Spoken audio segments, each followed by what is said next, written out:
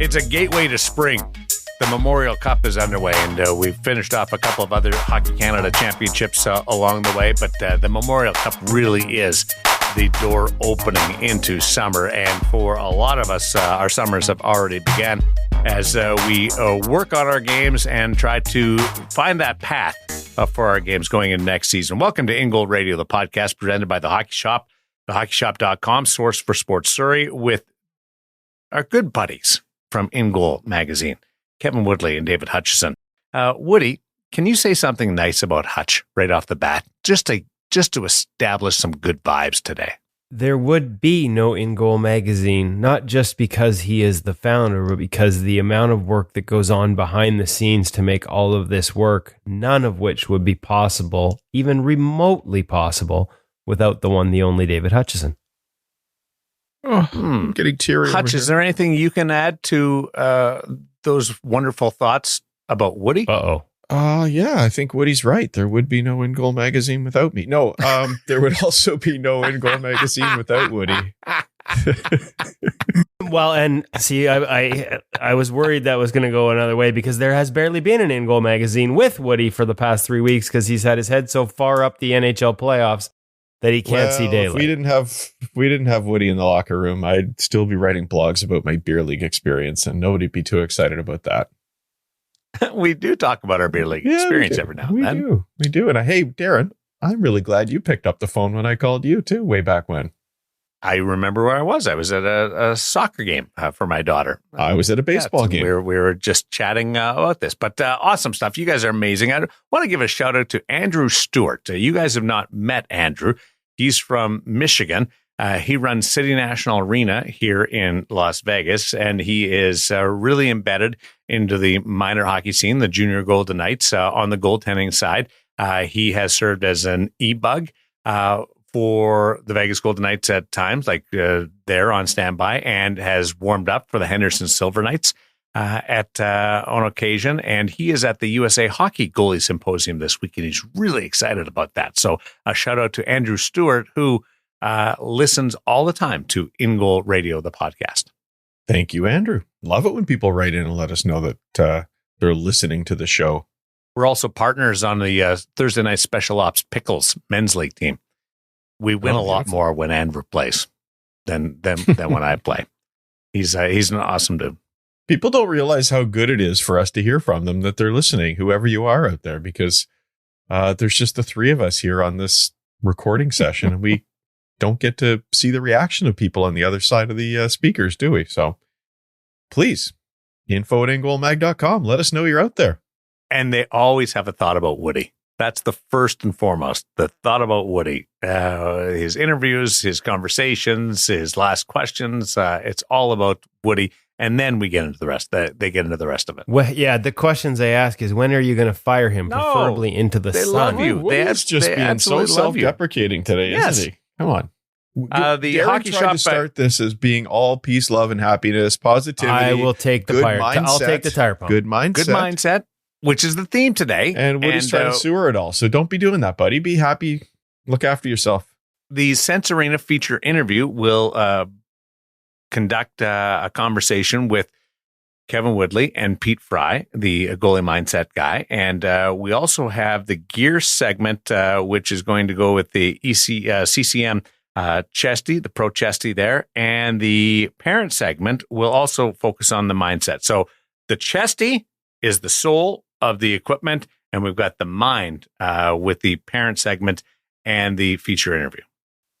Well, not to get too far ahead of ourselves, but the CCM Chesty is your first opportunity to have the mindset of an NHL goaltender, because for the first time ever, CCM is selling their Pro Chest Protector, their NHL Chest Protector at retail. So there's a little tease for that segment that's coming up with Cam. Ooh, that's that'll be interesting to find out exactly what the Pro Chesty offers compared to the retail Chesty, from protection, from bulk, because you got to wonder whether there's less bulk because it's under the guidelines of the National Hockey League. So we'll get into that in a lot more detail.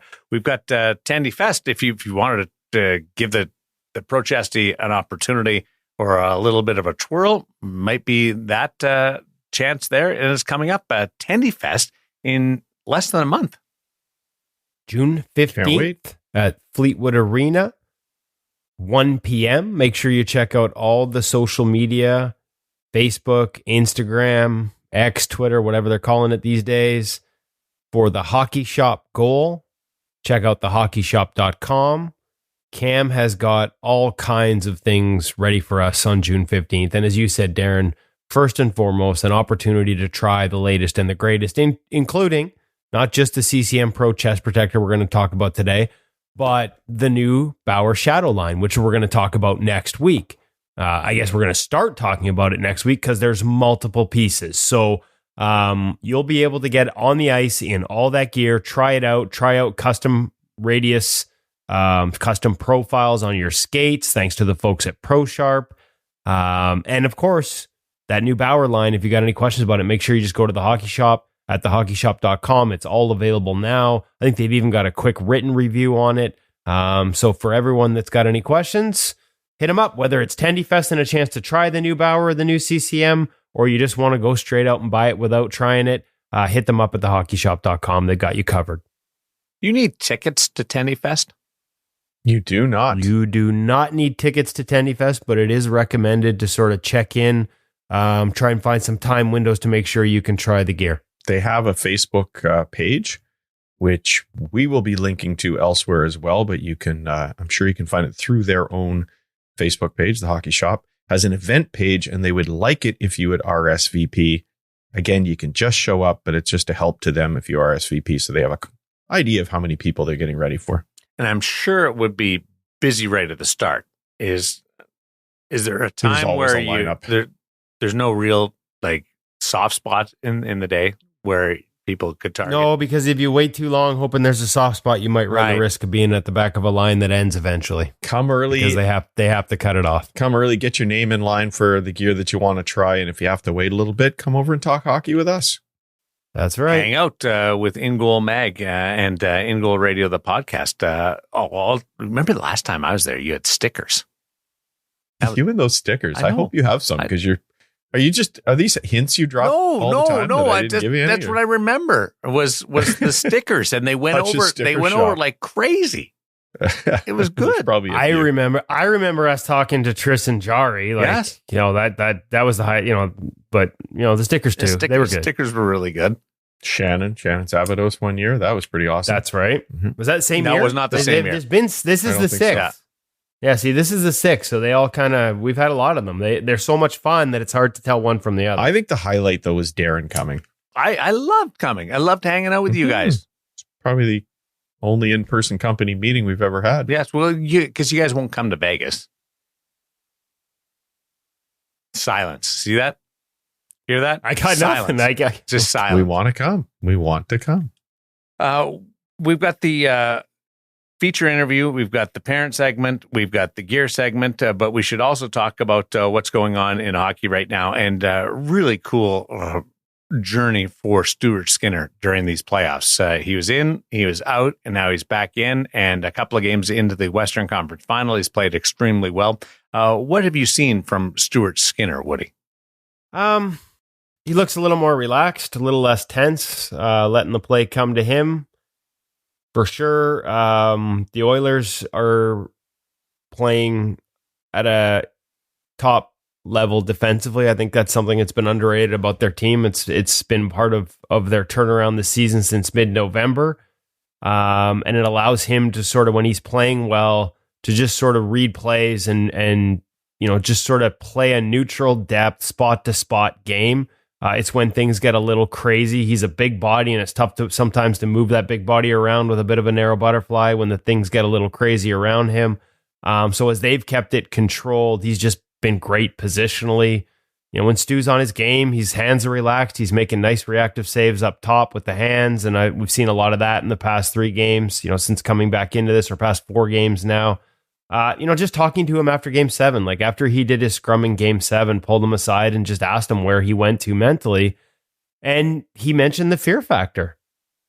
And he talked about just embracing it and just saying, well, I won't use the word he said, but to heck with it. Like, just, okay, it's there, acknowledge it, embrace it, play with it, play through it.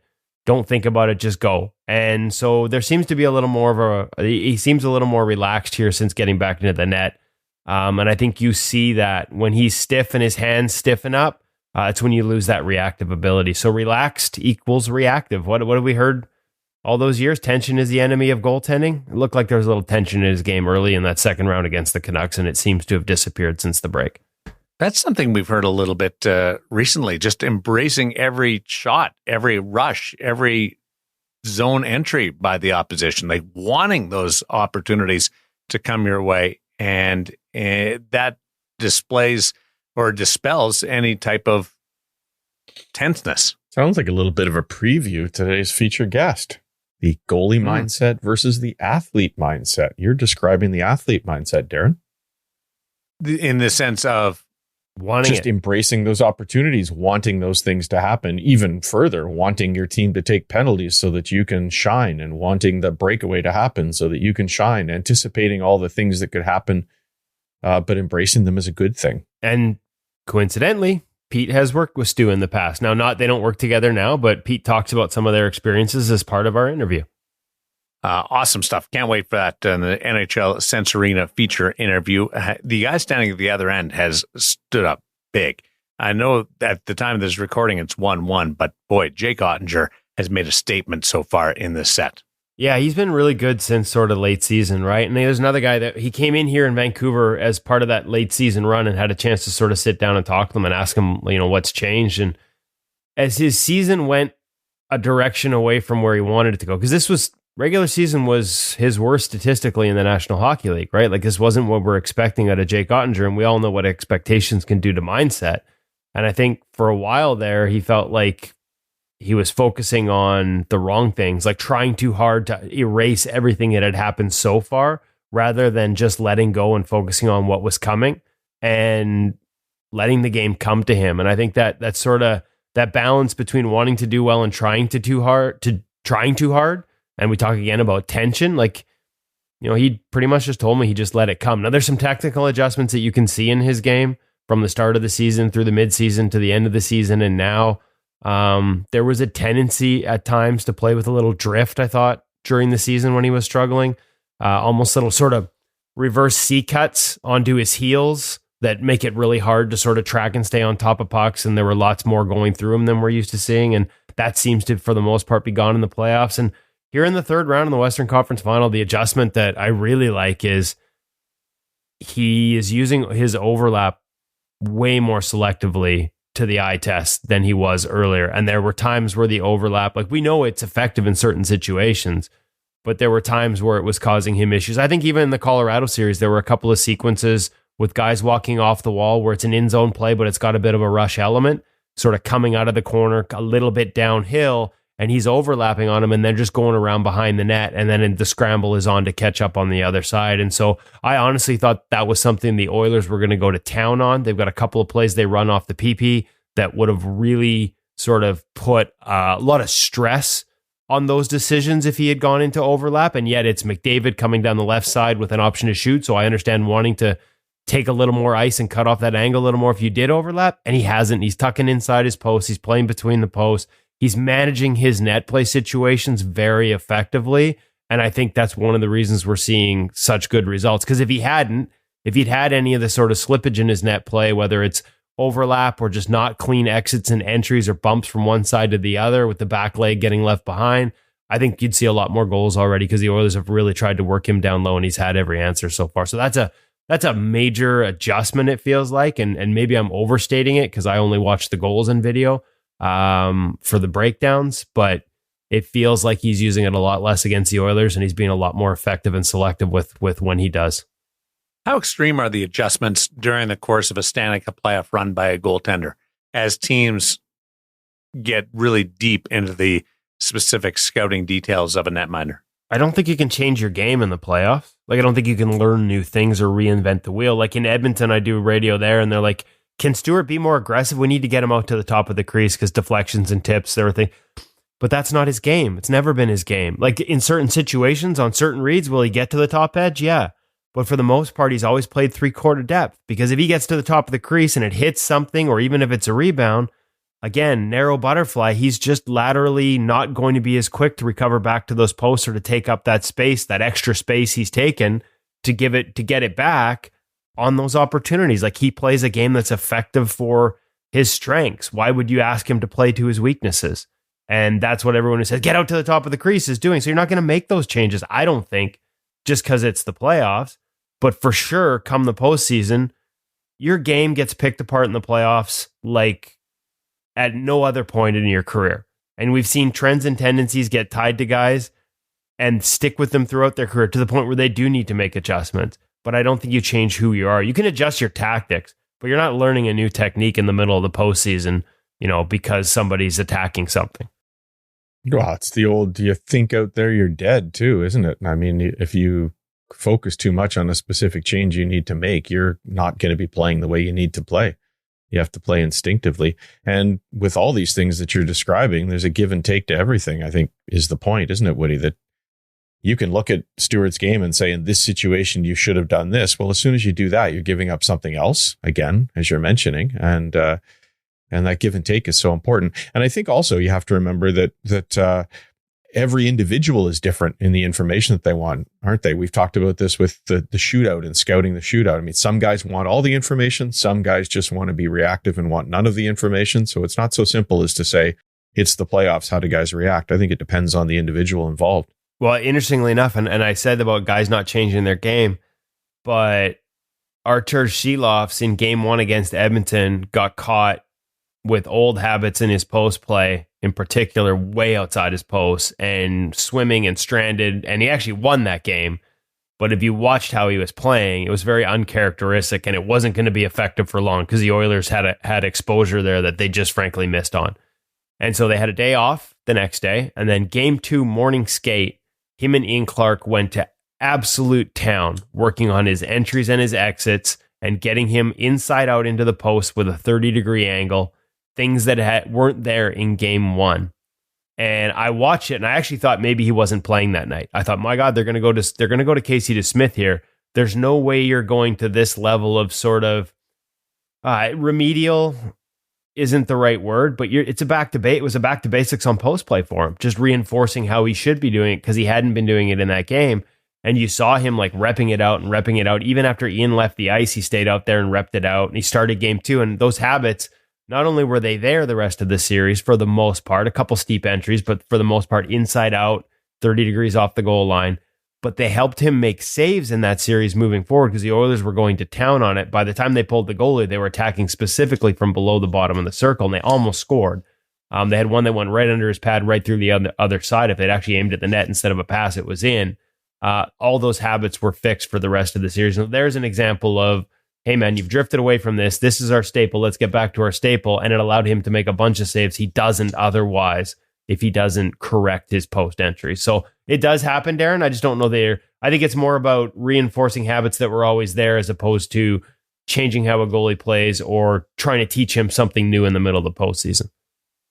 From the foundation, you get to the just reaction. And Jake Oettinger has made a couple of those saves, including the one on Connor McDavid that everybody was talking about. He had some help. Like there's some help there, but that was just wonderful to see where it doesn't matter whether you're the NHL guy or the 8-year-old, you're just making it up as you go along in some of these situations. Well, I think against the Oilers, awesome. You have to. Yeah. Sure. You don't know what's going to happen. They're so creative. And I think one of the interesting things about all that is, where's that line? Everybody can talk about you need to be reactive and you need to be instinctive, but where's that line where you have to break from technique? I think in that situation, of course, it was obvious it was time to break from technique, but some people get stuck in trying to be perfect and then they can't make that save. Some people break from technique a little too early. And then who's got that physical ability to break from technique, but maintain some reserve so that you can still make another play, whether it's the physical reserve, the balance, it's a fascinating game. Let me give you an example. I mean, it's just because it's the one I'm closest to, right? And then there's examples of, Stu doing the same thing. And there's examples of everyone. I know where you're going. But we talk about game 7 and the pressure that comes with game 7. And look at Artur Shilovs. So the rebound save, a minute 37 into that game, going left to right, full splits, pad along the ice. I think most goalies are lucky to get a pad there, but he actually gets it with the blocker off Kulak because he's built vertical coverage. And it reminded me, as a matter of fact, we're going to have a post up at InGoalMag.com that I'll work on today, because I promised Hutch I would get this done, and it makes a ton of sense. Great idea, as we talk about it. That is technique.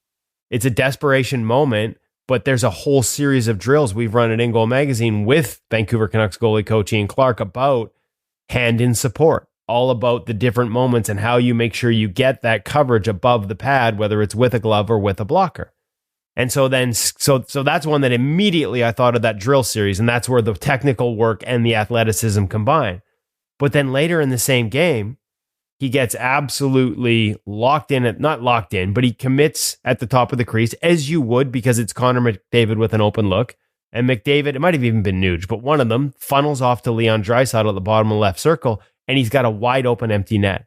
And Arturs goes head first Superman dive, gets a little help in that Ian Cole partially blocks the shot, but then reacts to the change in direction by smothering it with his glove amid full Superman head first dive. Like, so there's one where what looks like desperate athleticism actually has a mix of technique, and another where it's just right back to instinct, eyes on the puck, and I'm going to do everything I can to get my head first dive hands over there to get it. So it's a nice juxtaposition of two, and it's still, even after we could walk through it a million times, and I can't tell you where that line delineates, like where do you go from one to the other? It all depends on the individual and how, I guess, whether he thinks he can get there with the proper technique, or whether it's time to just go right outside the butterfly box, dial 911 and do whatever you can.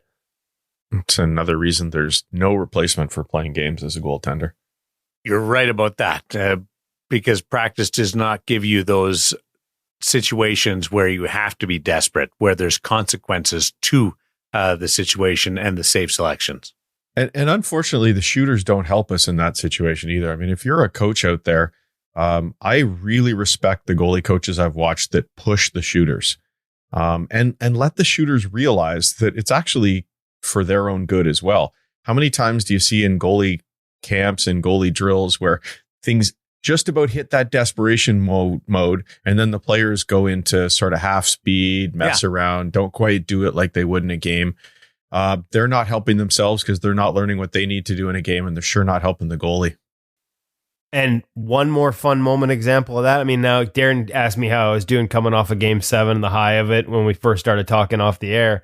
I guess I still remember a bunch of it. Ryan Nugent-Hopkins, man, have I got nothing but bouquets for that guy. The game winner in that game on the power play, puck shot from the other side off the end boards. When it hits his stick near the bottom of the left circle, or between the bottom of the left circle and the hash, there is nothing in the net. Artur Shilovs is completely out of the net as that puck gets to his stick, because it's deflected and off the end boards and right to him. Bang, bang. And he picks a corner. And even skill guys in the NHL, 9 times out of 10 are putting that into the middle of an empty net. Nuge goes top shelf, short side high into the corner. And out of nowhere, Shilovs comes flying across. And if he doesn't pick that corner, it's a save. And I actually talked to Nuge again after the scrum was over, pulled him aside for a little one-on-one for NHL.com, asking him how many times he scored the Game 7 winner growing up down the street from Rogers Arena in Burnaby, road hockey with it. So got a good quote there. But then I also asked him, hey, like, you picked the corner there. Like, most guys are shooting that. It was an empty net. He goes, no, we knew we had, I can't remember, he used the word hell. He had so much respect for that guy that if I don't pick the corner, he's going to find a way to get a piece of it. So great example of a shooter knowing not to just put it into an empty net in the middle of it. Again, make the goalie work if you're in a drill, in a practice. And again, another example of Arturs not giving up, because if most shooters would have, and he would have made that save, and maybe we're talking about a different result overall. Heck of a compliment for a young goaltender. Yeah, it was. I got to feel like I got to dig the quote out now to get it right, to do it justice. But that was already like 10 stories ago for NHL.com, so it'll take a search. I do think it should be illegal to pick corners. Just my opinion. It is in beer league. Just off the head. in warm-up. We've got our gear segment coming up, brought to you by the Hockey Shop, source for sports Surrey, thehockeyshop.com. You guys leaning into the new CCM Pro Chesty. It's not new necessarily. The CCM Pro Chesty's been around. It's a new model, but it's a new availability to people. It is first time ever. And I got to say, the most popular chest protector in the National Hockey League is CCM's Pro models. The one that preceded this one is still being used a fair bit, and now this one taking it over. The one that preceded it, you could only get it at gear sales, team sales, from another NHL goalie. You couldn't buy it at retail. CCM decided to flip the script a little bit and bring this one to the masses. I know a lot of people are excited about it. Tons of protection. Let's get into it with Cam. We'll let him fill us in on the rest of it.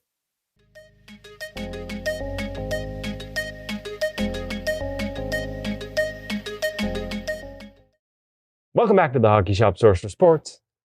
I'm here in Goalie Utopia with Cam Matwiv, showing you a model that I believe we at InGoal were the first ones to show you on Instagram a long time ago, sitting in the locker stall of one Thatcher Demko with the Vancouver Coming from the guy himself that is in every single NHL locker room. No. All the teams, but usually here. Yes, exactly. So we have some firsthand knowledge from this chest as reported. First, this is a pro chest. This is a pro chest. And in the past, for CCM, pro chests were NHL only. Yes. But not anymore. Ooh. 2024. See, it says right there. Pro use only. So you're not allowed. No. But anybody can. I can. Anybody can. See, it's at retail now. That's why we're talking about it here today. For the first time ever, CCM's Pro NHL Chest Protector is going to be available at retail. CCM's chest protectors are by far the most used in the National Hockey League. Walk me through. All right. So let's talk about this a little bit more. So first things that kind of jump out to us right off the bat. Arms in this thing. Great overall size. Actually, great flexibility too as well. But man, are they beefy. So, we like the beef. Again, this chest 100% through and through designed for those elite level, highest level shots that you could potentially be facing. Not my Tuesday night beer league crew, but I'll wear it anyways. But somebody in your Tuesday night beer league crew may or may not have played some sort of high level hockey, may not know how to clap a puck properly, and you know what? This is going to keep you protected. So, some quick notes about that. So one of the things you are going to find is that, yes, there is going to be a breaking curve for a chest like this. For something that is going to be, that high level of padding, it's not going to be the most easily flexible thing out of the box. But that's fine because we are looking for... I'm going to be honest, it's pretty flexible out of the box here. Yes. I mean, for sure. I look at it moving around. But yeah. So one of the things you all notice too as well will be shoulder floaters, moving on next too as well. So more tapered and rounded, especially up top. So this is conforming with those NHL rules as well. Kevin, turn around really quickly. So if you look actually at the shoulders, there's no Velcro adjustment here either. Once again, NHL legal. In rules with the NHL legal style of chest protectors. So hold your arms out. Don't ask me about the ones that have Velcro on it and are still being used in the NHL because they shouldn't be legal. Mister, I'm in every single room. If you look, we still have Velcro adjustment for the arms themselves. So we have the ability to pull those up or down so we can dial in their fit. So the way the sizing works, really quickly touching on that with the chest, you'll see fit 1, 2, 3, 4, small, medium, large, extra large. It's the way to approach it. That's how CCM approaches their high-level fits too as well. G3O heart guard, massive, extremely protective. You do have that absorption factor for the chest as well. So nice being able to cradle those shots in particular. Speaking of protection, that belly flap feels beefed. Exactly. And again, we're like reiterating. Ribs really well protected. Exactly. Everything about this chest is going to be thicker and more beefed up in comparison to some of the other ones that you see. Hold your arms out again and then turn to your side. If you notice, Velcro adjustment on the side. So this would be in terms of for your body adjustment and your overall feel-wise. Keep turning. Similar backplate to what we've seen from some of the previous CCM chests as well. You still have that same breathability, but again, if heat is your concern, you might be better off looking at an E-Flex chest protector where they have that actual suspended and molded 3D molded backplate. Can I turn back around, Cam? Yes, you can. So, love the way the elbows fit. Like, just feels like it pops in there and it's got a nice sort of like, it's not sloppy around the elbows. No, it's sort of, you have the ability to secure them, lock them in. and extremely hard elbow cap too as well. So if you do happen to land down on that ice, you are protected, you are covered. And you got to deal with pests in the NHL. So every once in a while. Yeah, that feels great. Excellent option from CCM this year. Definitely something worth checking out if you're looking for that elite high-level chest protector. If you want to learn more about it, you can call 604-589-8299 or 1-800-567-7790. Once again, you can flip back through some of the older... Professional use only. Professional use only. You can flip back through some of the older InGoal articles, and you can find out a little bit of a quick blurb about the initial beginnings of this chest. We will see this more and more. Already seen it in the NHL. I will say, you don't have to. We make jokes about professional. Obviously, you can use it for Tuesday Night Beer League. If you're like me, soft as butter, and don't feel like bruises and feeling pucks should be part of your enjoyment playing hockey, this is the type of unit you're going to want. I love it already. All right, thanks, Cam.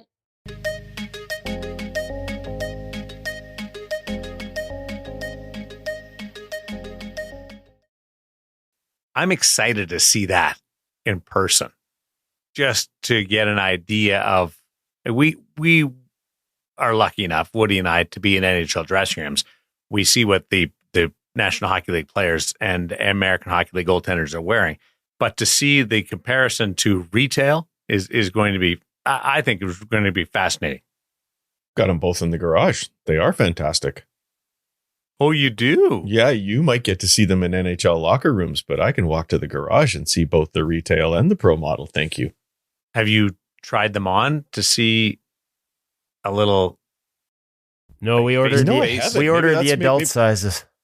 Oh, ouch, ouch. I thought this show started with you being nice to me. I'm sorry, Hutch. I couldn't resist. You know what, Darren? I'll consider that my homework for this week. I'm going to go put them on later. I'm just curious to see how they feel. There's quite a significant difference between the two. Take a look at the gear segment over on YouTube this week, because don't forget, we publish everything on YouTube as well. And see if you can pick out the differences, because both models have now been up there. Protect your body so your mind can do the work for you. And that is the theme of today's episode, working with everything that you've got between the ears. We've got Pete Fry coming up in our NHL Sense Arena feature interview. But up next, the Stop It Goaltending You, the app parent segment. David, you want to focus on parents helping their goaltenders with this mindset. Nope, not really, actually. Well, partly. Mostly just the parents' mindset. But I also wouldn't mind if Woody wanted to say a few things about Stop It You first.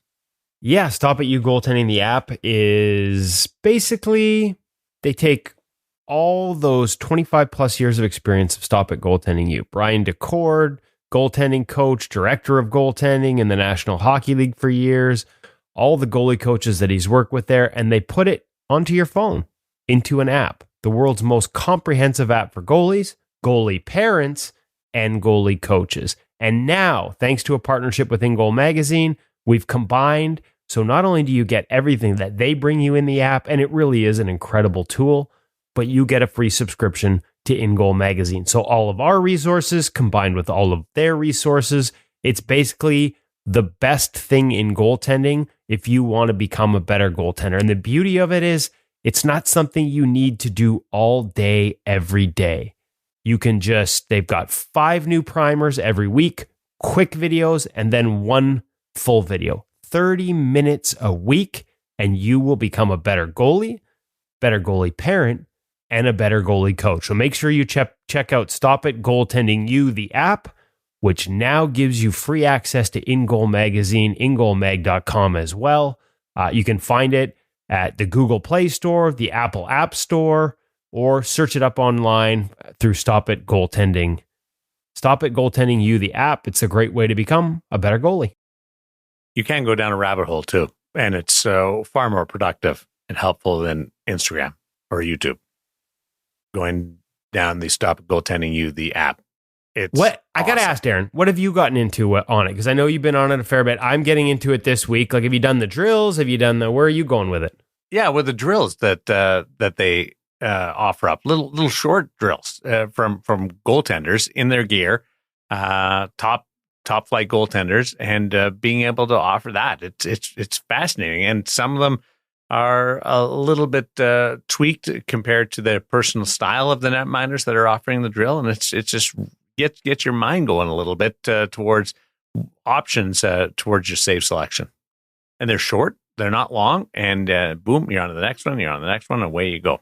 So let's get into the mindset of the parents. And it's interesting that you bring this up because everything is focused on the athletes themselves, but what can the parent do, or how can the parent get ready for this journey? Well, Darren, in the feature interview this week, you're going to hear a lot of stuff from Pete about how he helps goaltenders and how he works with goaltenders. And one of the things that stood out to me was that he told Woody in it that he doesn't work specifically with parents. He doesn't have specific techniques. We'll talk a little bit more about that later. But I actually found that there's a lot of stuff in there that really does apply to us as parents. And look, we all believe that mindset is important for goaltenders. I don't think there's any question about that. And you want your son or daughter to take mindset seriously.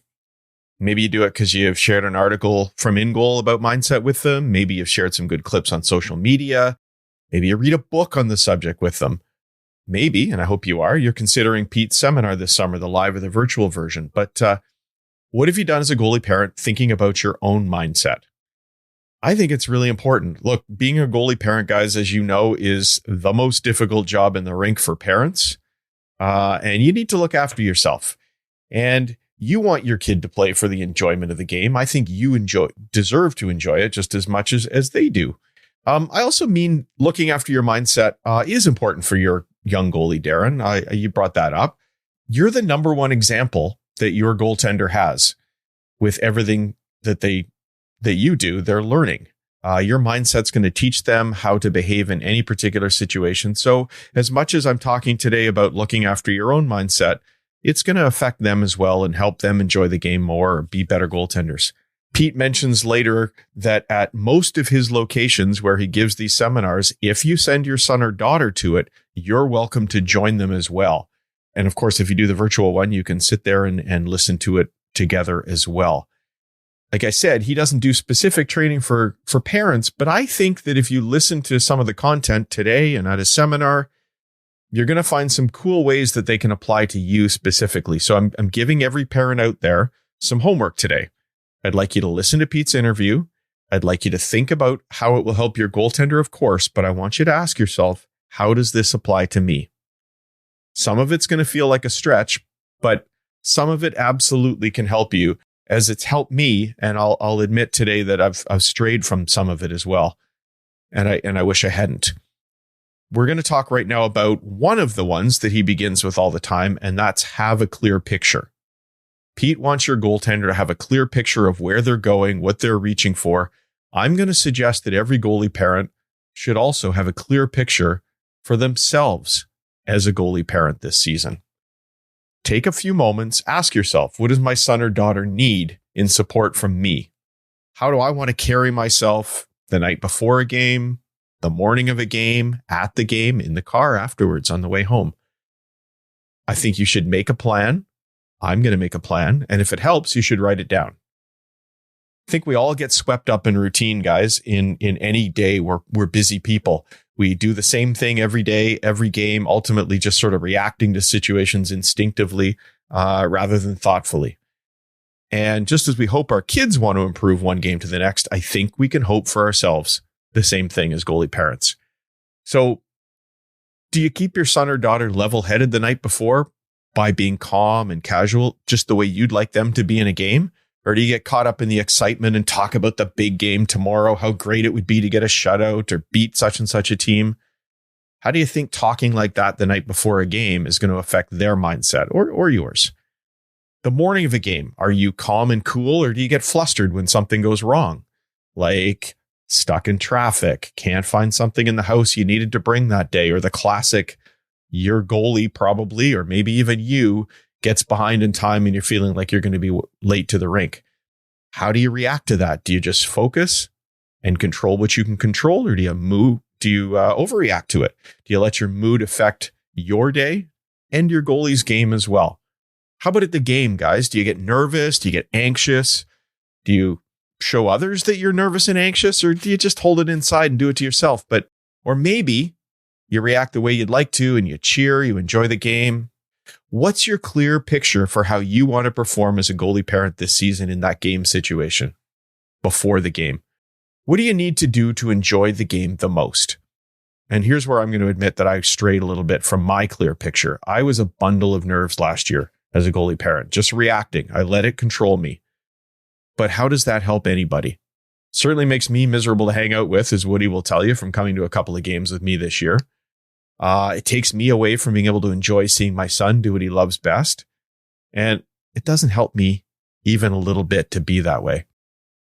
Now, I'm lucky enough, I'm at the stage where my son doesn't live with us during the season. So the mood that I have on game day certainly doesn't help him as a player. But I can tell you, if he did live at home, the way I behaved on game days this year would be harmful to him as well.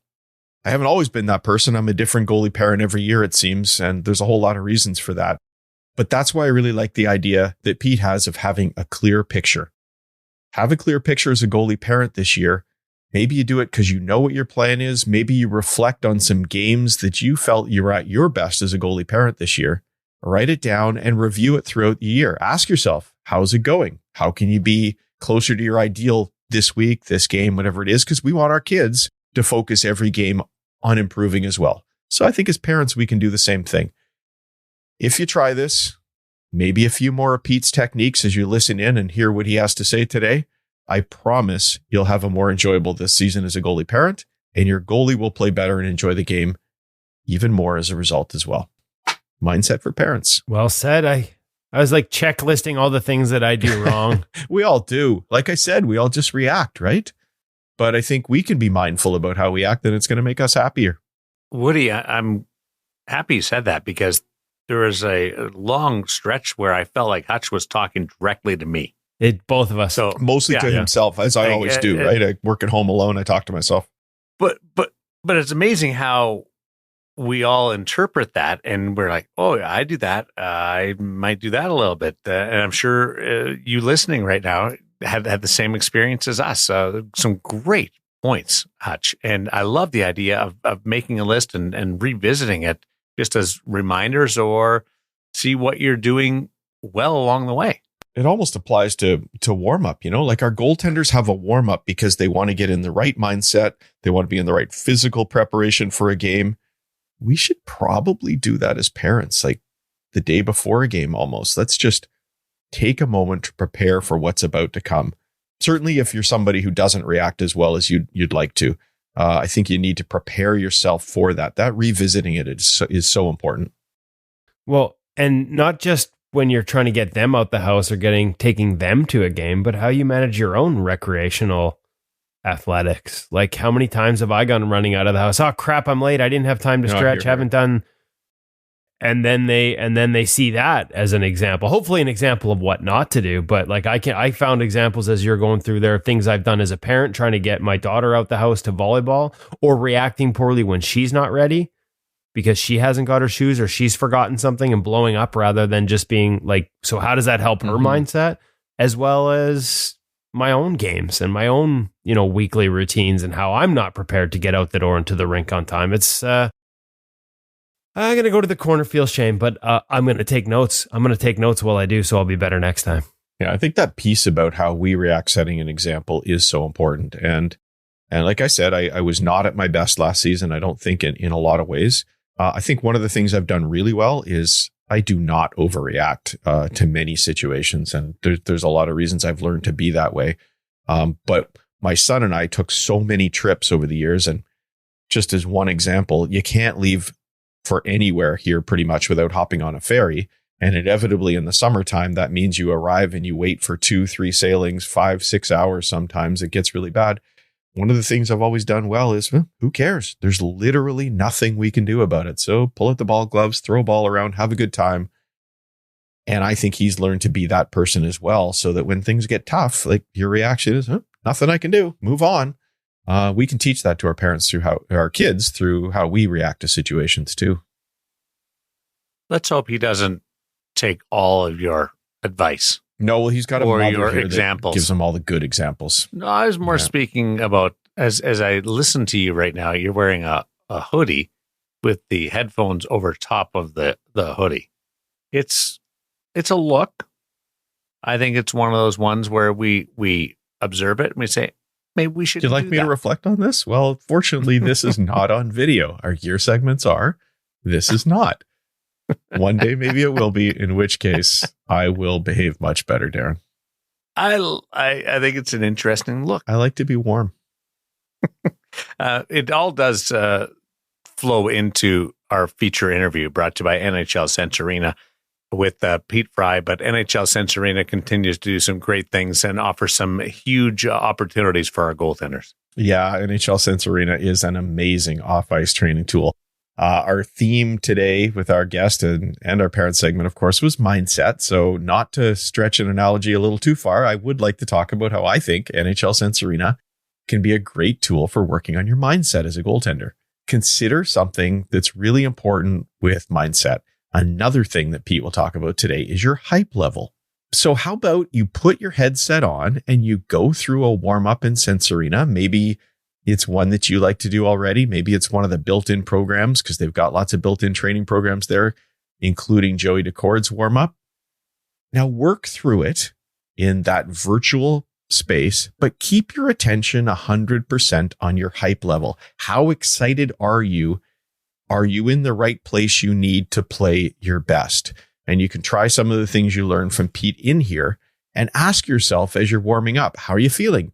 Are you too relaxed? Are you too excited? Are you at just the right level to make the most saves? And one of the great things is it doesn't matter how many of the pucks go in. There's nobody judging you but you because you're in the virtual world of NHL Sense Arena. It lets you control the situation to make it for your best advantage. Maybe you want to do some drills in NHL Sense Arena and ask yourself, how are you going to react when you don't come up with a save? You can rehearse that in NHL Sense Arena. What's your reaction to a puck going past you? Or as Pete talks about, and as I talked about in the parent segment, how about having a clear picture? To Pete, that's having a very specific picture, like I will be the starting goaltender for the Montreal Canadiens. Well, in NHL Sense Arena, you can experience that. You can walk into the locker room for the Montreal Canadiens. You can be wearing their jersey as you're out there on the ice in an NHL rink, competing against other NHL teams. Pete talks about writing this down or maybe making up a picture of yourself like that. But is there anything more realistic than doing this in NHL Sense Arena? It's the most realistic off-ice training you can do. You can do it every day, all year long, and you're 100% in control so that you can use it to help whatever the game, area of the game that you want to work on. From reading releases to dealing with screens to developing the proper mindset as a goaltender. Try it this week. Awesome stuff. And that leads us right into Pete Fry.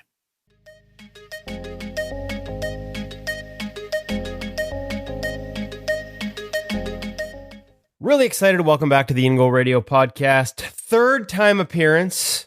Not quite a record, Pete, but you're up there with a very, very, very elite few. Pete Fry, the Goalie Mindset Guy, who we will be doing a in-person and online camp with this summer, July 20th here in Vancouver. We'll have information soon about how you can sign up for online. Pete, end of the season for a lot of goalies. Heading into the off season, there's rest, there's preparation. Goalies head into summer and start working on their bodies, their strength, their power, their technique. They work with their goalie coaches.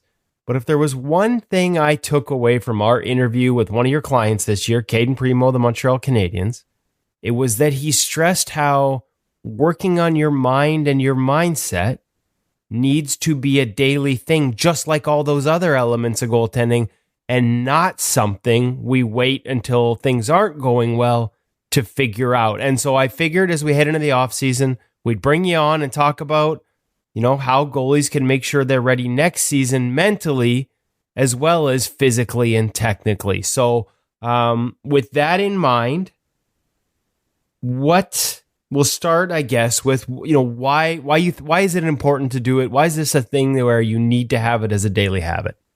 Okay, awesome. First of all, Kev, thanks for having me on, by the way. You are a legend.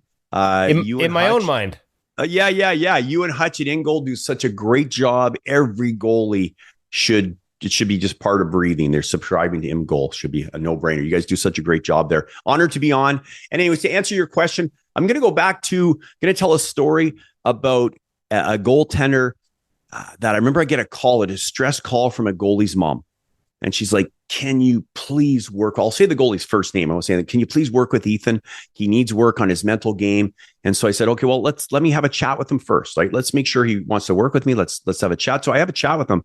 And I go, Ethan, tell me, what do you do right now to work on your mental game? Do you work on your mental game now? And he's like, yeah. He goes, I do. I go, okay, what do you do? He goes, well, before a game, I'll do a little visualization. Like, okay, great. What else do you do? It's like, that's it. I said, okay. And then it clicked. I said, I know why she's calling, because he doesn't work on his mental game. He thinks he does, but he really doesn't. So I asked him, I go, Ethan, how important is skating for you as a goaltender? He goes, super important. Do you just leave that and work on that just before a game? And he's like, no. I work on it every day in practice. And I said, that's how we have to treat the mental game, especially because, you ask almost anyone and you say, what percentage of your success is mental? They'll say a big part of it. They'll say maybe 90%. Some may even say 50%. To me, it doesn't matter. I think we can agree that it's a big part of our success is the mental game. And if it's a big part of our success, we have to work on it every day. And the thing is, I think you'll find it's actually easier to work on the mental game than it is to work on conditioning. Going for a run or sprints and things like that, which are really important for you as well, too. But it's actually easy to work on the mental game. You just got to do it. And we'll share some things on what you can do in this podcast, obviously, to work on it. Yeah. And that's what I want to do. So what are some of the things where you would, that sort of starting point of things that goalies can start now to make sure that they're mentally stronger for the fall? What would be the first question you'd ask them? Well, the first question I would ask them would be, what do you want out of this? Like, if you look at yourself now as a goaltender and where you want to go, and you have to think big. Like you have to think big. And I get that all the time with goaltenders. I can go back to working with Jeff Glass, and he actually says it. He says it on an interview. It's really funny. He says, when I first met with Pete, I thought he was crazy.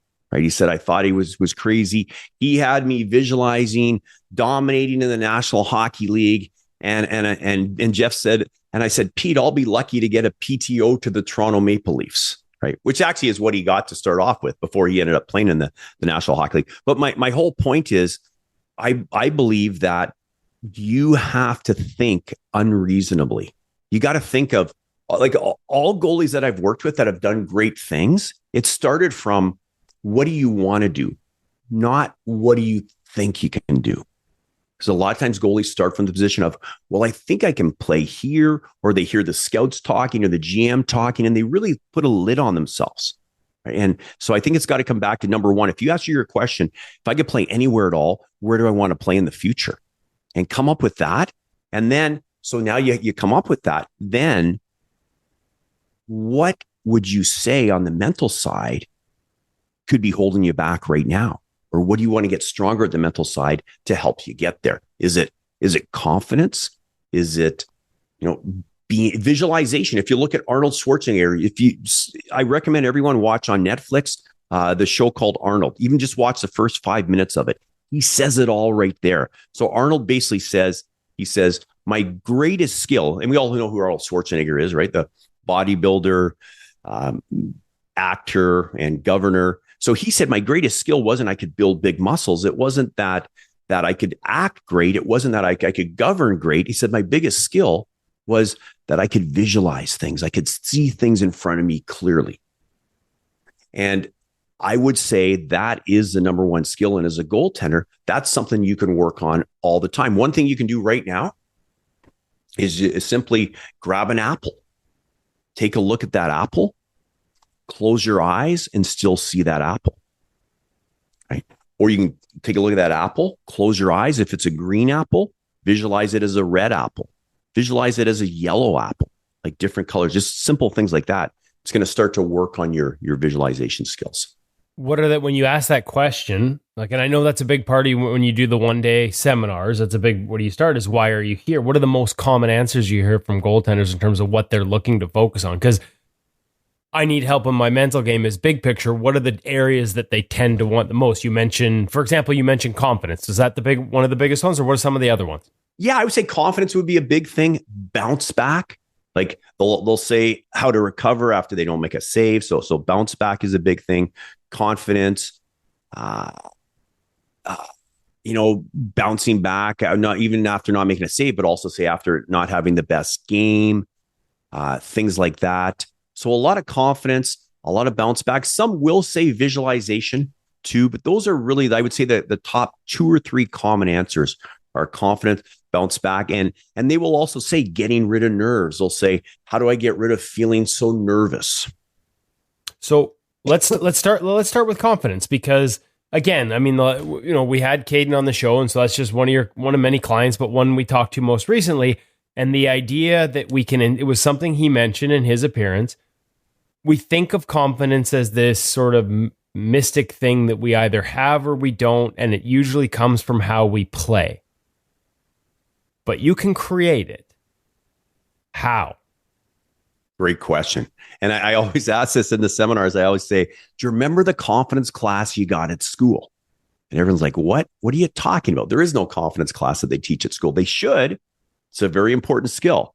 And so number one is I'll say, what is confidence? So if you think of what actually is confidence, and at the end of the day, it's like, if you have a penalty shot against you, Kev, it's like you having that feeling of certainty that you're going to make that save. Or before a game, you're excited. You see yourself as first star. You see yourself making the saves. That is confidence. The opposite of confidence is really nervousness, is being super, super nervous, because all nervousness is the same type of energy, except negative images in the head, going through what can go wrong. What do I not want to happen? So that's what confidence is, that feeling of certainty. And then you think, where does it come from then? If confidence is certainty, where do I get it from? And so a lot of people say, well, you get it from success. When you have success, you'll feel confidence. When you're prepared, you'll feel confident. Those help. Yet at the end of the day, if you really step back and look at it, confidence comes from 2 main things. Number one is how you move as far as your body. And second are the images in your head. So we can change that right away. For example, I got an exercise for people to do right now. If you're listening right now, I want you to ask yourself right now in this very moment, on a scale of 1 to 10, what level of confidence am I at right now? Am I at a 5? Am I at a 7? Am I at an 8? Whatever it is. So now that you have that, I challenge you to do this. I challenge you to imagine you're looking at someone who's not very confident. And I want you to stand or sit in the same way. Will your shoulders be back or forward? They're going to be forward if someone's not very confident. Are you looking up or down? That person's going to be looking down. Or will they be smiling or a frown on their face? They're going to have a frown on their face.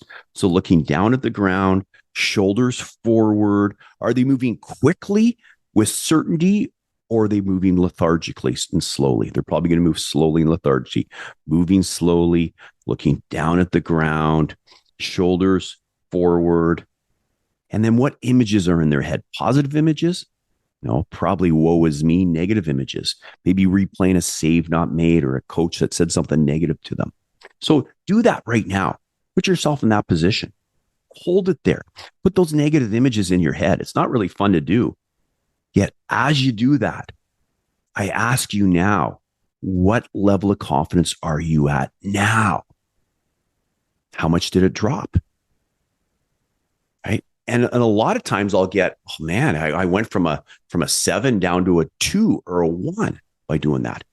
Now here's the key thing. So this is where the aha comes into place. If you can lower your confidence, think of it. What else can you do? You can raise your confidence. So right now, as you're standing there, sitting there, imagine you're looking at someone who's totally confident, shoulders back, breathing deep, chin up, raising your facial muscles. Right away, you'll start to feel more confident just by doing that. And then put those powerful images in your head, images that you're a wall, you're a brick wall that stops everything coming your way. You are a great goalie. You're a winner. You're a champion. You are a save machine. What level of confidence are you at now after doing that? Right? Makes a huge difference.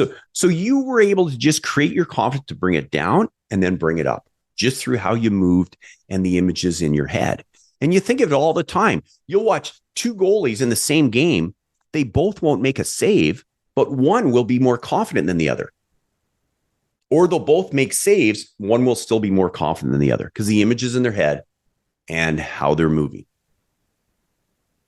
Okay, so I'm guessing then that part of the technique to manufacture it is to understand what images work for us, what phrases, what body language are those things. Those are things that I'm guessing you go through in terms of like how we make sure we maintain it, even in moments where the situation around us might inspire a lack of confidence.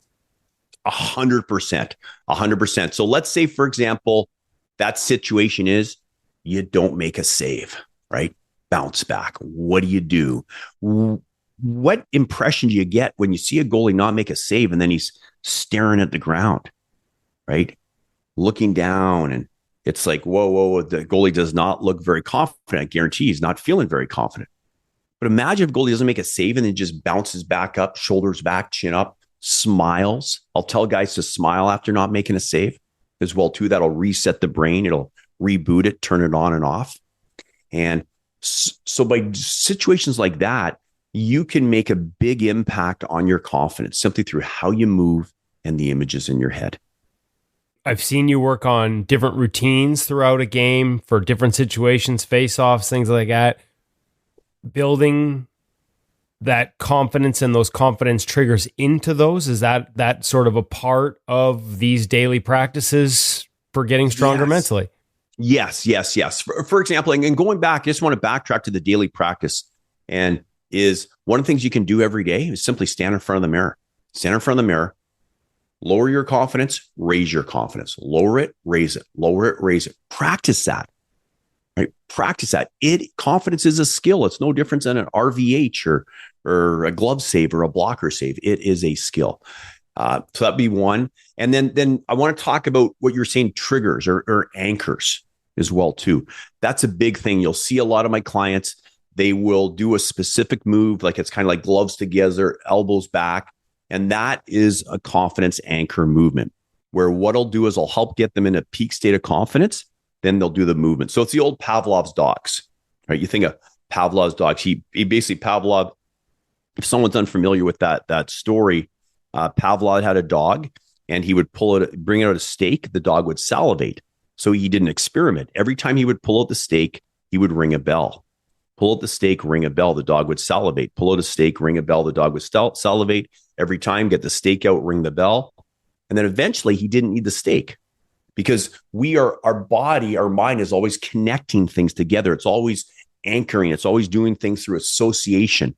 And so eventually he could just ring the bell without the steak or the food, and the dog would salivate. Right? You think of it. Do you ever hear a song and it reminds you of an old girlfriend or can't tell your wife that, Kev, but if you ever hear a song and it reminds you of an event you were at the past or something like that, right? It's anchored into you, right? Yeah. Or when you hear that U2 song where the streets have no name, or sheets have no name, I forget what the name of it is. What do you think of? Canucks intro in the playoffs coming onto the ice. There we go. Bingo. There, that is anchored in. And so, yeah. So what I'll do with goalies is I'll get them to the peak state of confidence and they'll do a specific movement. That is like ringing the bell. Then when you need to feel that movement, they do that confidence. It's like a superpower out there, like a superpower.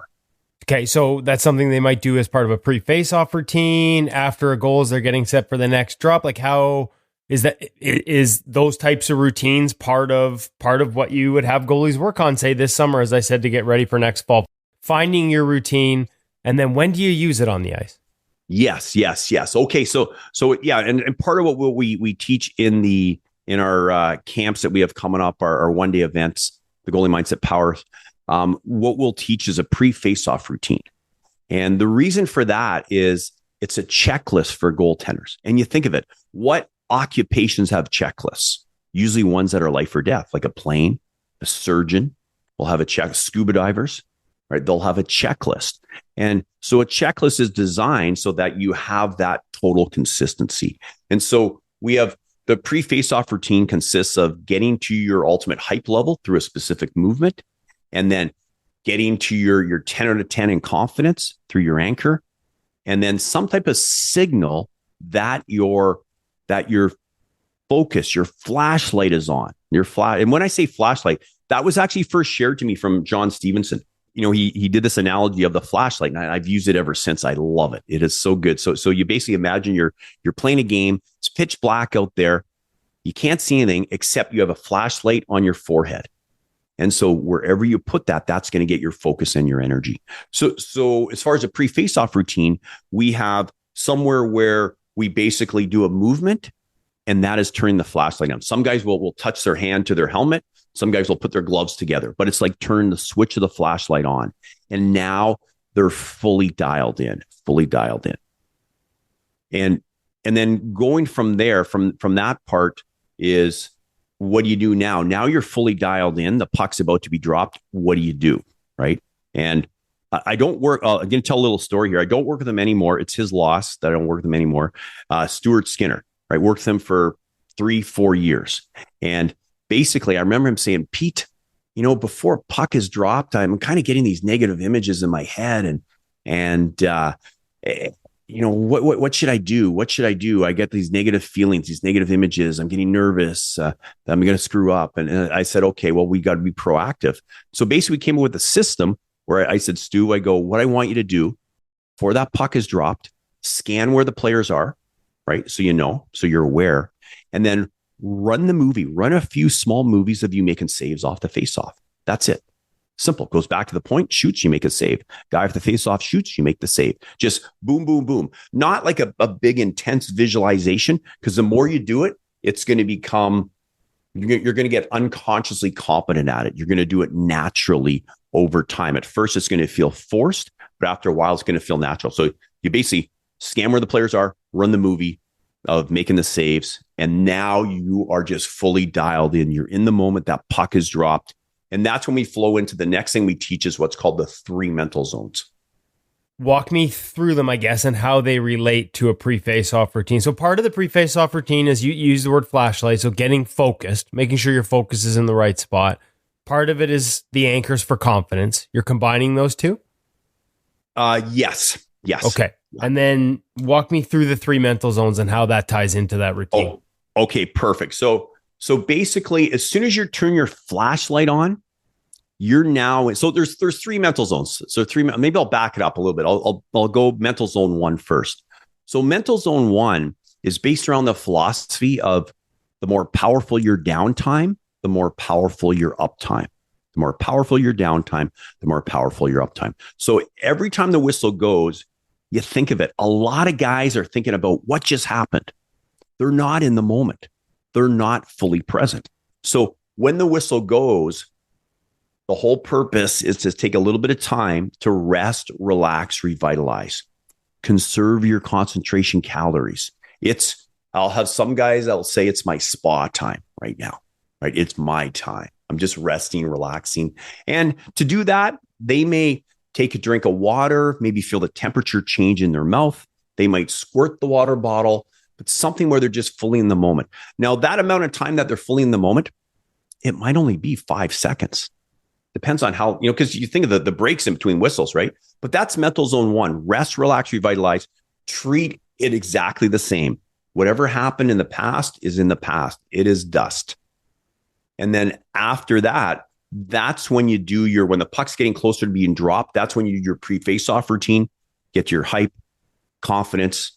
You turn your flashlight on, scan, run the movie, and now you're in mental zone 2. As soon as you turn the flashlight on, you are fully dialed. You're now using all your concentration calories that you can. You're maxing out your concentration calories. Even if, let's say, the play's in your end and your team has full control, a lot of guys will let up. They'll rest. When your team has full control in your end, you are dialed in. You're scanning for the threats. You're craving the turnovers, which brings in the athlete mindset, which we'll talk about in a bit because it kind of works together. And you're just dialed right in. And that is what's called mental zone 2. So mental zone 2 is maximizing your concentration calories, right? Whereas mental zone 1 is conserving them. And then there's one more mental zone, which is mental zone 3, which is one that plays down the far end and your team has full control. You can do a little bit of 80-20, 80% resting, 20% aware of what's happening. So 80% resting, 20% aware of what's happening, ready to switch right back anytime to mental zone 2 to dial it right in. And you just go back and forth and it flows. Now, by doing that, and I know some people will argue with me, but by doing that, there's no need to look at the clock because you think about it for a goaltender, and Kev, we'll have a little discussion about this. I think it'd be really fun for the goalies to hear it. Basically, you think of it as a goalie's job is the same 5 minutes into a game, halfway through, or 5 minutes left in the game. It really doesn't change. Now, there's going to be certain situations near the end of the game, your team's down by 1 and you may need to get pulled and stuff like that, like for an extra attacker. You're going to be aware of that anyways, right? To me, you're going to, but if you can just forget about the clock, forget about the time, and just be fully present in the moment, because really the only time that matters is right now and being fully present. It's funny you mentioned the clock because we've heard different techniques, break the period into segments and things like that. I remember Dylan Ferguson, after he won the ECHL championship, talking about working with you and not looking at the clock once during that championship game, and that it's something that he had struggled with. Mm-hmm. It's hard to get there. Like I remember when I played, I was told to break it down into 5-minute segments. But here's what happens. If you look at it like this, if you think, let's really talk about focus. Let's talk about focus and how to be fully dialed in. And a great example is if you can imagine it's summertime and there's some dry brush and it's a sunny day and you have a magnifying glass. And if you hold that magnifying glass still, you keep it focused still on the dry brush, eventually what's going to start? A fire.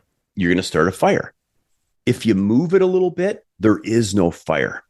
So you think of it, when a goalie is in the moment, in the zone, like just totally dialed in the flow state, they're not thinking at all. They're just doing, right? And they're just doing, their focus is on the right things. So it's simply on, you think of what really matters for a goalie, the puck and the play. That's it, really. Nothing else really matters. The time has no relevance to that. It's just simply the puck and the play. And so if they can stay dialed in like that, that's when they, quote unquote, catch on fire. And part of that, as you said, the 3 different zones is recognizing when to turn it off. Yes, when to turn it off, when to say, okay, man, my arm's getting sore. I can put that magnifying glass down and rest for a little bit. The more powerful your downtime, the more powerful your uptime. Okay. And so, yeah, exactly. Because nobody can stay 100% focused for a 3-hour game. No. And that's a problem. Some guys actually, when we talked about, some people will say when you ask, what do they want to get better at? Well, I want to be able to get better at staying dialed the full game. Well, that's where the 3 mental zones comes in, because it'll allow you some downtime so you can be dialed when you need to be dialed, and you're totally focused on the right things. One of the things there's a couple things that you mentioned as part of the 3 different levels that I want to sort of revisit. Let's start actually with athlete mindset, because that was another phrase that we heard from Caden as well. So that sort of define for us, what is athlete mindset and what is the opposite? What does it look like when us as goalies aren't in the athlete mindset? Okay. I'll talk about that. And by the way, the reason I do what I do is because when I played, I was so messed up. I was in what's called the fan mindset when I played, and I was just a wreck. And so here's how the athlete mindset works. It's a superpower. It is and parents that are listening, you guys can apply this yourself as well too. It'll relieve stress from watching your goaltender play. And so with the athlete mindset, it flips the script. You're basically thinking the opposite of a fan thinks. So for example, back in the day, remember when I was playing in the Western Hockey League, they were the Victoria Cougars at the time. They're now in Prince George. And our team would have the puck in our end. And I'd be like, get it out, get it out, get it out. I'd want them to get the puck out. So when I want them to get the puck out, the images in my head are of the puck being out of the zone. So when it was turned over, there was a giveaway. I would actually be behind the play because in my head, I was picturing the puck being out of the zone. And we walk in the picture, we hold of ourselves. So if I was in the athlete mindset, when our D would have the puck inside my head, I'd be in the moment, fully aware, scanning, looking where the players are and just thinking, turn it over, turn it over, turn it over, turn it over, right? Craving the turnover.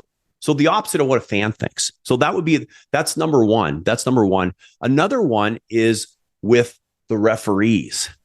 And this is where I think a lot of coaches go in the fan mindset too, and they don't even know it. They draw their players in, they draw their team in. So your team takes a penalty, getting mad at the ref or getting mad at the player that takes a penalty. That's the fan mindset. Whereas the athlete mindset says, our team takes a penalty. Yes, it's my time to shine.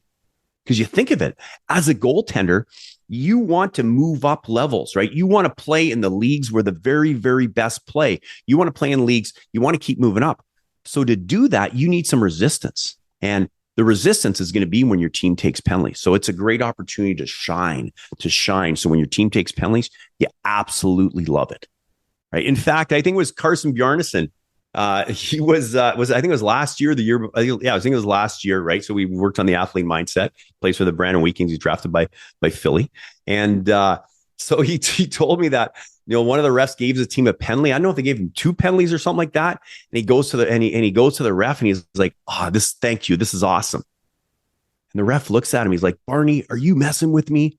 Right. He thought he was being sarcastic. It helps us prepare for, rather than thinking about all the negatives, I guess that you focus on it it maintains focus and allows you to view it as a positive. And you're you're thinking about positive reinforcement as opposed to negative.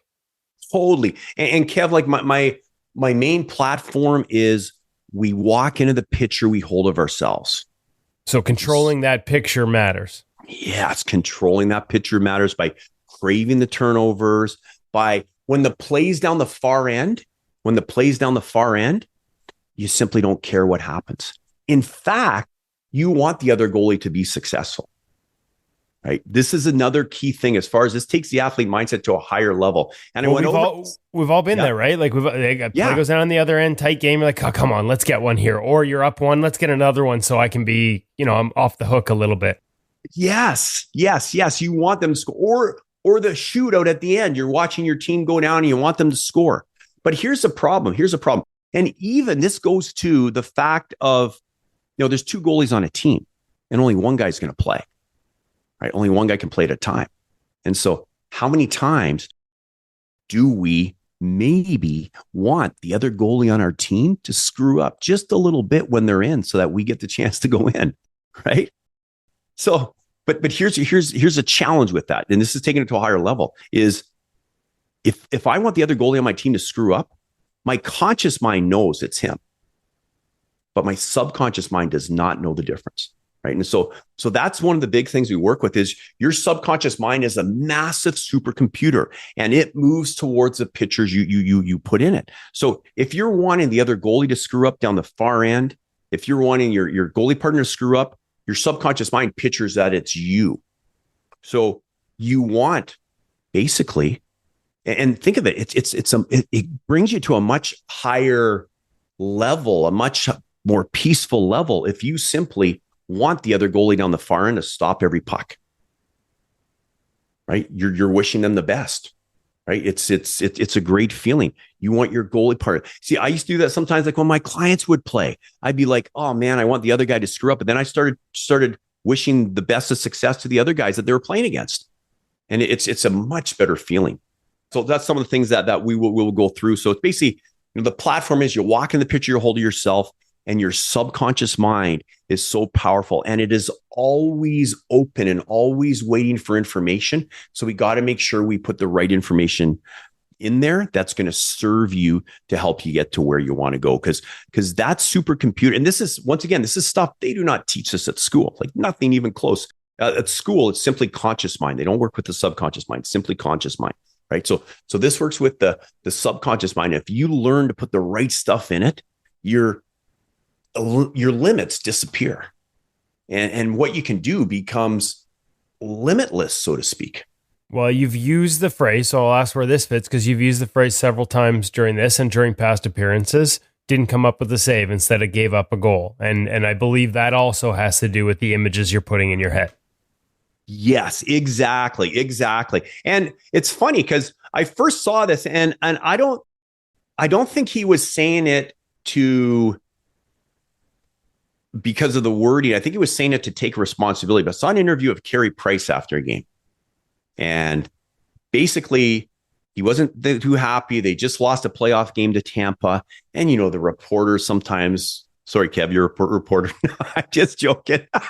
No, but you're one of the good ones, the great ones. You're a goaltender. Sure. But, good recovery, Pete. There are some reporters out there, you got to know them, that just ask negative questions, right? And so what was the question here? Oh, so they basically said what happened at first. So that was the first. It was a pretty good question. And he said, well, our team went down the far end and we hit the post and they came back and I didn't come up with the save. And I heard that and that is genius, right? That was, I didn't come up with the save. I thought that is powerful language, because the subconscious mind, even though subconscious mind does not understand the word don't, doesn't comprehend don't or didn't. So if you say to yourself, I didn't come up with a save, your subconscious mind still pictures you making the save. So you're getting better. Whereas if you say, I got scored on, boom, like you picture that puck going past you, and it basically puts it staples in the negativity by saying that, right? So you always want to say, so I heard Carey Price say that. Now I thought the reason that he said that was not because of the language, but he just wanted to take responsibility, which that's another key thing too. Because if you say they scored on me, that almost takes you out of the equation a little bit. Whereas if you say I didn't come up with a save, you're still accepting responsibility, right? Doesn't mean it's your fault, but to get better, you got to accept responsibility. So language matters, not just in terms of responsibility, but language matters in terms of the image it creates in our head and wanting to keep those, as you said, positive as opposed to negative. Yes. And then as the interview went on, then this goes back to this was a negative reporter. At the end, he goes, Carey, and Carey sees him and he kind of bolts. He's like, I don't want to answer this question. He knows it was going to be a negative question, right? And but the guy still gets it out just as Carey Price is leaving the interview. And he says, Carey, do you think you could have stopped that puck? Right. So that's what he asked him. He said, do you think you could have stopped that puck? And so Carey leans back in. He says, yeah, I think. And he corrects himself. He says, I think. He says, I feel like I can stop every puck. Like, I was like, whoa, that was powerful. Love it. Okay. Last one, because you mentioned it as part of the face-off routine. But I forgot to sort of circle back with you on it. Hype level.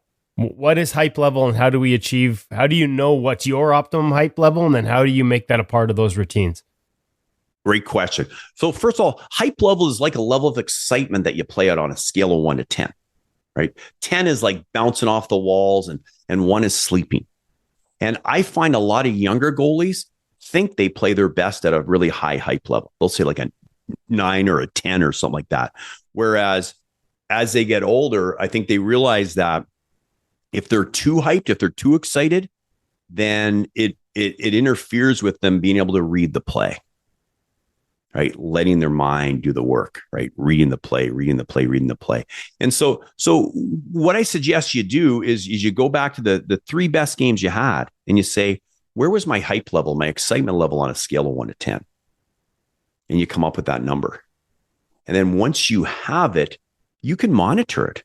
You can, like right now, you can say, what hype level am I at right now? Like right now, if I'm asked myself, I'm probably at a 6 or a 7 right now, I think. What are you at, Kev, right now? What would you say? You're a little lower hype level. I'm a little lower. I'm a little chill calm today. So we're probably in the 2 or 3 right now. You're calm. So yeah. Or Matty or Hutch's son, Matty, right? He keeps Giants. It low. He says sack of potatoes. That's his really low hype level. I feel like a sack of potatoes. Boom, that's my hype level. Right. So hype level is the level that you play at, and you can come up with a movement before the face off that gets you to your hype level. like Dylan Ferguson. And I know you showed that in an article on InGoal when he would do his pre-face-off routine. He'd hit his post and push off because he was playing then at around an 8, I think was his hype level, something like that, right? Whereas guys that played a lower hype level, they may just glide out slowly. They may just stand there. So that physical motion, that bang bang for him raises sort of that, like it is a feeling. It is a physical sort of iteration. Yeah. Like going back to the days, remember like the Ron Hextall back in the day? He would hit his posts like 5 times each and stuff. I'm sure he must have played it like a 9 or a 10. If it goes to 11, he was there. He was there. Yeah, exactly. Okay. Hey, listen, Pete, this has been great. I've taken up more of your time than I said I would. We will have some information on where people can learn more in the show notes, but if you want to just walk us through what the summer looks like for you. And I know we have the one-day seminars, the one here in Vancouver, July 20th, that people can also attend virtually through us. We'll be broadcasting it live and they'll be able to interact. But for anybody that doesn't want to wait for a one-day seminar, there are opportunities to sort of hop on board and work with you on a daily basis now. Yeah. People can reach out. My website's petefry.net, and you'll see the opportunities on there. I do work with clients over Zoom, and I'm also certifying some of my longer term clients to become certified coaches as we grow, right? Because the demand is getting bigger and bigger and bigger. And so that's an opportunity as well too. But yeah, definitely this will help you big time as far as your mental game goes. And then we have our seminar on, what's the date again, Woody? Well, Vancouver one's July 20th, but obviously July people are 20th, listening to this across the country. So there's stops in Ottawa, Toronto, is it Calgary as well? Ottawa, Toronto, Calgary as well too. Yep. For sure. I'll be speaking for a day at all the Eli Wilson camps this summer too. Ottawa, July 14th, Toronto, July 16th, Calgary, Toronto, July 6th, Calgary, July 13th, Vancouver, July 20th, as well as the virtual on July 20th. And like you said, all the camps that Eli Wilson goaltending in. Here's a question for you. We have a parent segment, which I know you've been a part of. Do you ever work with parents? Parents can come with their kids to these one-day seminars, can they not? Well, I just did a seminar in Philly, and we did a first time I've done it in probably 15, 20 years. We did a fire walk. I'm going to get you on that, Kev. Not a chance. Not a chance. Walk over hot coals. You keep trying. Okay, we had some parents walk over it, and it was amazing. So I don't work with parents directly, but I will guide them on what to say as far as or what to think as far as the athlete mindset goes. And, when I'm working with clients, the parents can reach out and chat with me, and, because that will help the success of the goaltender too. And we've had in the past where they can come to the seminar. Does that hold true now too? Yes. Okay. Yeah. As long as there's space, the parents can attend. The parents can attend with their kids if they want. Sometimes I think in Ottawa, I think we are limited space-wise, but I think we're fine in Vancouver. I think we're fine in Calgary. I think we're fine in Toronto as well, too. All right. More information will be in the show notes, or check him out on his website. Pete Fry, thank you so much for spending the time with us and helping goalies around the world get better set for next season between the ears as well as between the pipes. Woody, you're the master. It's always a pleasure to come on. You're going to come over for a hike, and we'll eat some raw liver sometime soon.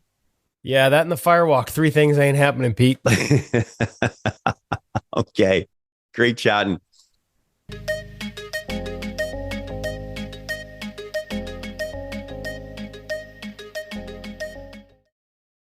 I could listen to Pete forever, and I generally do when the interviews come up, because I'll loop back and listen to it 2 or 3 times just to absorb everything that he's suggesting.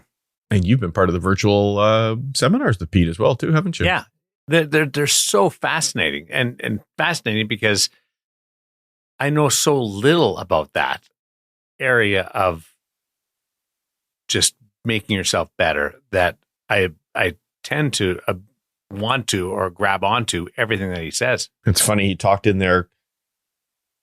Was it Skinner he mentioned, said that he's a little bit crazy, or I can't remember who it was, but it came up in the interview. And that's something that I actually heard from my son the first time he worked with him. He's just like, Pete is kind of crazy, but it actually works. Right. So it's great stuff. And just to let people know, on that virtual seminar, if you do join us, as Darren has done in the past, not only are you in the room and get to see what's going on, but you can ask questions through probably through Woody, who's our moderator in the past, and he'll share them with Pete during the webinar. You even get to come on the ice with us because there's an on-ice component to the seminar. Woody's out there with a camera that we make part of the feed so you can see what's going on. And we've even heard from a couple of parents that are doing the on-ice portion at home with their kids, whether that's just in the living room on the carpet wearing their helmet, gloves, and stick, or maybe you're lucky enough to have some of that indoor plastic ice to work on as well. But lots of people are taking advantage of that full experience through the virtual seminar, which is pretty cool. I was going to say I listen to him right up until he tells me to eat raw liver, walk on fire, or go hike with bears in the woods bare feet. Yeah, so that's the crazy part. Well, the fire walking I've done, which is awesome, but I'm not touching the liver. You firewalked? I did. It was probably about 25 years ago, but it was the most powerful experience of my life in terms of mindset stuff. It was just unbelievable. I saw Pete was doing it. I just about checked out plane tickets to Philly so we could do it with him. But I would do it again. Just so you know, partner, that's a flight you're taking on your own. Well, it was an interesting experience because we did a couple of sort of trust exercises beforehand. One was that, the classic fall off a ladder and people catch you. But there's a whole seminar to this that was more than an hour long before the firewalking that just got me to an incredible mental space. One of them, believe it or not, do not try this at home, people. Do not try this at home, was putting an arrow pointed into that soft area in your neck, and somebody's got the other end of it against a wooden board, and suddenly you walk together and the arrow snaps and doesn't go through you. It's not one of those sharp, pointy hunting arrows. Don't try this at home. I used to have that arrow hung above my door just to remind me of the power of that day. But then we went out for the actual firewalking experience, and they say to you, do not do this if you have any doubts because you will get burned. And I think trying to reinforce the mental aspect of it all. And so I wasn't scared at all because I knew I wasn't doing it. They said, don't do it if you're scared. So I wasn't scared because I wasn't doing it. And then a lady stepped up who did it, who had to be 75 years old at least, and walked across it. And immediately I was like, well, if she can do it, I look like an idiot if I don't. So I'm doing it. That's pretty weak mind of me to do it that way, but I did. And it worked. And it was, it's an experience that 25 years later is still with me, but I'm not eating raw liver. It's not like illusion. Like actually. No. Okay. So I'm also a physics teacher. Yeah. And it works for physics reasons too. So how hot? Really? So if you have an oven that's 450 degrees, would you stick your hand into the oven to get something? Would you be okay if you just stuck your hand in the oven, Darren? For a little while. Yeah. Yeah. Right. You can for a little bit. Would you touch the metal oven rack? Right. No, not on purpose. But they're both the same temperature. The air in the oven and the metal oven rack are both the same temperature. One burns you and one doesn't. And that's because of how quickly they can conduct that heat energy. And it turns out that wood doesn't conduct heat energy very well. So if you move quickly across the coals, you're okay. Oh. Yeah. So it's got to be wood. If you do it with if you were to light like a path of rocks on fire, you're getting burned. Yeah. I think that's true. Although I've heard of people being firewalkers across rocks too. So I don't even want to. I don't even walk barefoot across rocks that aren't on fire, for crying out loud. Give me some flip flops or I'm not doing it. Yeah, we're both pretty soft, but I'm way too soft for this. Anyway, it's all fascinating stuff. There was definitely really a mental component to it because of how they presented it, and all of the work that these guys do, I think, can have such a positive benefit. So after we're done, I'm walking straight to the kitchen barefoot, and I'm going to do it. If you really want to have a powerful seminar, Pete should throw out the firewalking and should walk barefoot across Lego. Like if you can do that, then you're good. Lego would be far more torturous than fire. Yep. Let's not give Pete any ideas for June 15th at Tendy Fest here, folks, because I don't know that we have the insurance to cover this, but I can see him showing up with a bunch of coals and a lighter. Well, he won't do that, but at the online seminar and at the in-person one, you'll remember that he does get the goalies to break a block of wood, the sort of karate chop. And it's kind of cool because they write what their vision is for the season, and then they show that they can achieve anything they want by breaking through the wood. I was talking to an American Hockey League head coach a couple of days ago, via text, and walking on Lego came up, and he said, that's funny. Was that his season? Worst thing in the world? Yeah. Because my daughter bought some Lego, and he's like, don't drop it on the floor. I'm like, oh, we've been down that path. He's like, big bin, get a big bin. So that's awesome stuff. Anything going on? I know that Woody's got a couple of assignments that will be up in the web right away. Archer Sheelov's going to do a little roundup of all the goalies that we've had that are in the Eastern Conference and Western Conference final material we've had from them over the past number of years. Remind people that our archives are chock full of goalie goodness. We got the pro reads every week. Another fascinating one. I know the future is a little uncertain for Matt Murray right now. Comes off the hip surgery, gets back into a couple games in the American League, but a UFA this summer. But there is no question about his ability to break down video and to think his way through the game. He's told us in the past it's one of the reasons he's had the career he's had, which includes 2 Stanley Cup victories. And we've got another one with him online right now. It's a good 5 minutes on reading a 2-on-1 chance. So, goalies, if you want to learn how to read the game like the best in the world do, make sure you invest the time to listen to them tell you what they're looking for in these situations. And Matt does it as well as anyone. And that's up at InGoalMag.com right now. You know how many people thought Matt Murray had been traded to Dallas this season? That's right. I can count on a couple of hands. Like there's probably 8-9 times somebody said, Matt Murray's with Dallas? The other Matt Murray. Yeah. It's funny how that he wasn't playing in Toronto and all of a sudden pops up there and boom, here you go. Hutch, great job setting the tone for us today with those wonderful, beautiful words about Woody. Didn't Woody start it with all the wonderful, beautiful words? No, you really got it going for us. And Woody, you're not being fair to Woody. You talked to him first, as you always do, and that's okay. No. And then he had all those nice things to say about me, which is so wonderful. It made me feel great. Hey, listen, I believe you. I think Woody was just trying to say the right thing. You were from the heart. That's why I went to you first. Listen, we haven't had a game 7 in the playoffs since 2011. So that automatically reminded me of tire pumps. I felt I needed to give one. That makes me Tim Thomas. I'll take that. Giddy up with that headphone over top of your hoodie, working with Woody. There we go. Thanks, guys. You guys are awesome. Thank you. How are you, Darren? Chat with you again. We'll be back with you next week. We'll see how far along the conference finals are, and we'll have a Memorial Cup update for you. Let's send it over to the people to continue your journey of this wonderful world of goaltending from InGoal Magazine, InGoal Radio, the podcast.